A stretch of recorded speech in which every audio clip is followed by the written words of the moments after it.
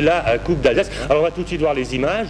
L'un des clubs s'est qualifié cette semaine, jeudi soir. Il s'agit du Sporting Club de Schildikheim. On va découvrir ça sur nos images. Le match s'est déroulé au stade de Marsbischheim. Le Schildikheim est en maillot vert. Le Racing stagiaire en bleu. Il y avait eu des occasions pour le Racing là d'entrer. Il s'en fallait peu que devant quelques 500 spectateurs, eh bien, les jeunes du Racing ouvrent la marque. En fin de compte, ben non. Il y a dans les buts, voilà, un certain Debes qui est allé chercher cette tête. Et puis on note une occasion aussi côté Sporting Schildikheim avec un tir sur la barre transversale. À la mi-temps, 0-0. Et c'est en seconde mi-temps, il a fait sa rentrée d'ailleurs à la mi-temps, Régis Kaminski, qui grâce à un but marqué ici sur ce corner, donnera le but de la victoire et la qualification au Sporting de Schildikheim. Un Sporting de Schildikheim qui en finale rencontrera l'équipe de Marsbischheim. Et tout cela, donc je le répète, en levée de rideau du France-Allemagne, du France-Finlande, mercredi soir au stade de la Méno. Alors, j'ai posé la question et à René Kuntz et à Yves Allais, est-ce que c'est un événement que de jouer à la Méno cette finale de la Coupe d'Alsace? Écoutez leur réponse.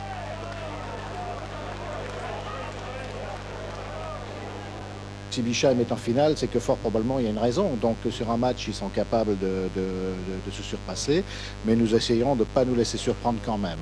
On va essayer de mettre un peu de pression sur l'équipe du Sporting, qui est une équipe quand même expérimentée. Donc on fera notre possible. À la Méno, ce sera tout à fait particulier, ce sera impressionnant avant France-Finlande. Écoutez, pour des footballeurs amateurs, jouer devant 30 ou 40 000 spectateurs, c'est unique dans leur vie. Donc je crois qu'ils seront certainement impressionnés, parce qu'on l'est quand on rentre dans un stade aussi plein. Mais je leur souhaite, ils l'ont bien mérité, et je serai très heureux, bien sûr, qu'ils nous fassent également un bon spectacle là-bas. Voilà, donc Sporting Schildikheim face à Marsbischheim, chez l'équipe Nation. C'est un derby, pas de Haut-Rhinois. Ernest Jacqui, cette finale, on souhaiterait que dès 18 h, il y ait du monde. On lance un petit appel. Oui, ça serait gentil. Encore que je pense que le spectacle en vaudra la peine. Un match plus équilibré qu'il n'y paraît, avec peut-être un petit avantage à Schildikheim, mais Bischheim a beaucoup de chance. Schildikheim me paraît un peu émoussé actuellement. Un peu au bout du rouleau. Oui. Mais je pense qu'à l'occasion, Schildikheim voudra quand même prouver. Je crois que c'est l'objectif de René Kuntz et du président Belair, c'est de décrocher cette Coupe d'Alsace. Alors, puisque vous êtes là tous les deux, les stages dont nous avions tous les ans énormément parlé, puisqu'on avait fait gagner des stages, les stages pour jeunes cet été continuent. Le compte-rendu de Guy Thoman. C'est sous les yeux des joueurs de l'équipe de France que le Sporting Schildikheim et Marsbischheim se sont disputés cette 50e Coupe d'Alsace. Inspiré par cette assistance prestigieuse, Kaminski se met en évidence en début de match sur une superbe volée, bien repoussée par Viola. Toujours dans cette première période à l'avantage du Sporting, le gardien de Mars remporte un second duel face à l'attaquant chilicois. Il faudra attendre la seconde mi-temps pour voir les buts après 1 heure de jeu. C'est Kaminski qui trompe Viola venu à sa rencontre. Le ballon a bel et bien franchi la ligne. Bischheim aura une occasion d'égaliser sur cette montée de Baudin, dont le tir passe de peu à côté. Et puis, à 10 minutes de la fin, un lob de Negele, bien servi par Guerra, délivre définitivement le Sporting et lui permet de remporter sa 3e Coupe d'Alsace. On avait un peu une appréhension, on savait qu'une finale c'est jamais joué, c'est un match, même si un adversaire hiérarchiquement inférieur. L'année dernière, on a perdu contre un adversaire de ce calibre-là. On va peut-être rendre hommage à Damien Clé qui s'est blessé grièvement. On va lui remettre un peu de trophée de manière symbolique. Voilà pour cette grande... Il y a eu la joie des Verts du Sporting de Schildikheim qui se voit remettre la Coupe d'Alsace des mains du président de la Fédération française. Joie d'avoir gagné et d'avoir joué en ouverture d'un match international et joie d'avoir battu Bischheim 2-0 le premier, signé Kaminski à la 60e minute, le deuxième but à la 78e, un superbe lob de Negele. Et puis, il y a eu ces 30 000 spectateurs pour un France-Finlande qui nous a offert... Frédéric, vous restez avec nous, bien sûr, on va parler football.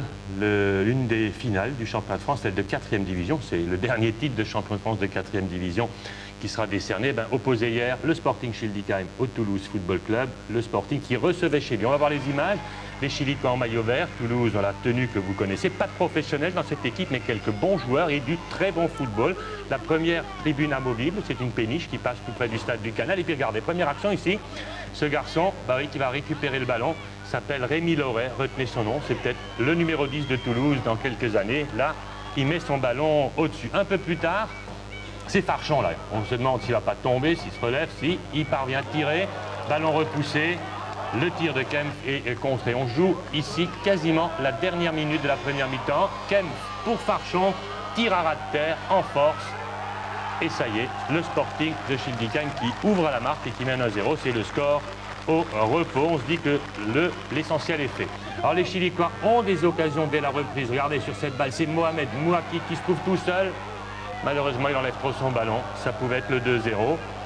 Et il y a de quoi avoir des regrets parce que, vous allez le voir, les Chilicois, bah oui, ils vont regretter leurs occasions. Ici, chaude alerte, un tir sur le poteau signé Dupuis.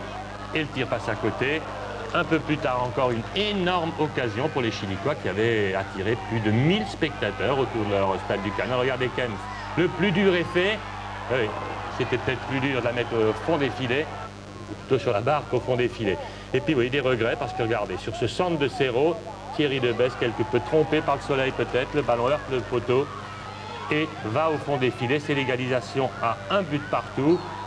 Penalty suite à cette faute sur Radisavljevic. Très bon arbitre. Et Kempf redonne l'avantage à Schildikheim 2-1. Il reste alors 6 à 7 minutes à jouer. Le temps de s'embrasser, le temps de se faire des congratulations. Et puis regardez, Rémi Loret, pied gauche. Thierry Debesse, peut-être pas tout à fait...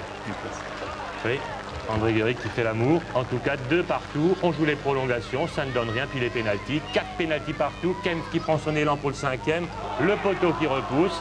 Derrière, c'est le même Rémi Loret, celui qui avait marqué le but de l'égalisation. Il ne va pas manquer, lui, sa transformation. Et c'était au pénalty, au tir au but, plutôt que Toulouse remporte ce titre. Mais René Kuntz, l'entraîneur de Schillig, n'est pas mécontent pour autant. Il reconnaît d'abord la qualité de l'équipe de Toulouse, c'est vrai. Très bonne équipe. C'était pas notre journée, mais Toulouse a une bien belle équipe et ils ont fait un excellent match, ces jeunes-là, il y a de la qualité. Je crois que les spectateurs qui étaient là n'étaient pas déçus du match, peut-être déçus quand même. Que le meilleur gagne et vous donnez à fond. Alors que sera le discours présidentiel chez les pros? Suspense. Un bon match aujourd'hui et que le meilleur gagne, ok? C'est ce qu'on appelle l'équité, pas de favoritisme. Pour ce qui est des exhortations présidentielles, les deux équipes sont à égalité. René Kuntz avait été ferme, pas question d'encaisser le moindre but au cours de la première demi-heure. Après 5 minutes de jeu, le contrat est rempli. Ça dure comme ça pendant 1h30, c'est les pénaltys. À peine le temps de terminer la phrase. À peine le temps d'espérer.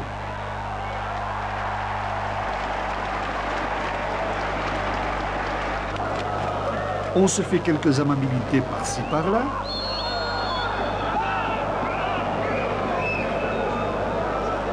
Puis, tout se précipite.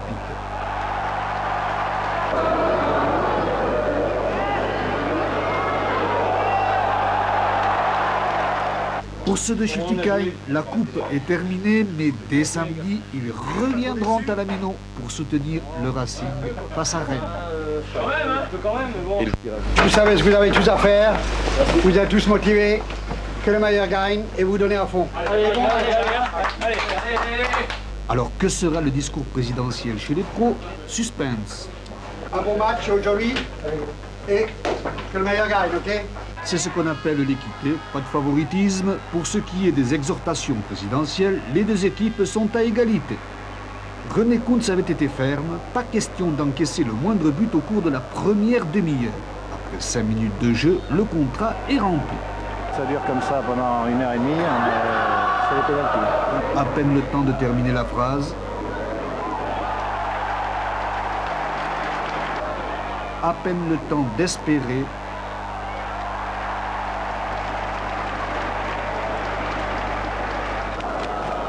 On se fait quelques amabilités par-ci, par-là.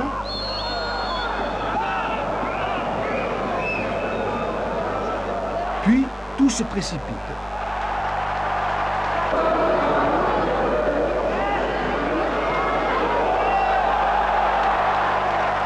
Pour ceux de Schildikheim, la coupe est terminée, mais dès samedi, ils reviendront à la Méno pour soutenir le Racing face à Rennes.